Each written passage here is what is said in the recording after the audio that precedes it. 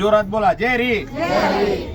आता तुम्ही पंढरपूर जाताय, आम्ही जाऊन आलोय पंढरपूर। आता पाऊस जास्त आहे, त्याच्यामुळे तुम्ही काळजी घ्यायची आहे। तुम्ही जेव्हा स्नानाला जाणार आहे चंद्रभागेत, तर तिथे फाउंटन बनवलेले असं मध्ये नका जा। तो धबधबा बनवलाय त्यांनी, ते तिथलंच पाणी पंपाने आपल्या अंगावर त्या ठिकाणी स्नान होणार आहे। आणि आता एवढं पाणी आहे तर त्या पायऱ्यांपर्यंत पाणी आलंय, तर तेवढी काळजी घ्यायची। दर्शनाला 12-12, 13-13 तास लागत आहे, त्याच्यामुळे पाण्याची बॉटल बी सोबत ठेवायची तुम्हाला।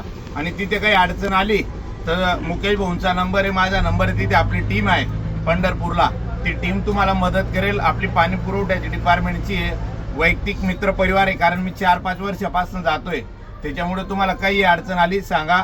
तुम्हाला राहण्याची व्यवस्था काही अडचण आली तर मुकेश भाऊ मला फोन करतील, पण तुम्ही बी डायरेक्ट फोन केला तरी चालेल। आणि रात्री उतरताना विचार करा, कारण खालती उतरताना गाड्या जोरात चालताय, तर ड्रायव्हर तर गाडी साईडला लावतील, पण बघून उतरा, कारण ट्रिप तुम्ही जाताय पण आमची झोप लागणार नाही।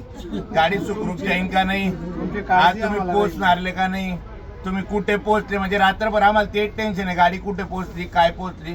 त्याच्यामुळे काळजी करण्याची गरज नाही। पांडुरंग परमात्म्याचं नामस्मरण चालू ठेवा, नक्कीच तुम्हाला पांडुरंग त्याच्यापर्यंत नेईल। आणि पांडुरंगाला साकडं घाला की बस शेतकऱ्याचं बळी राज्य नक्कीच सुख आणि समृद्धी येऊ दे।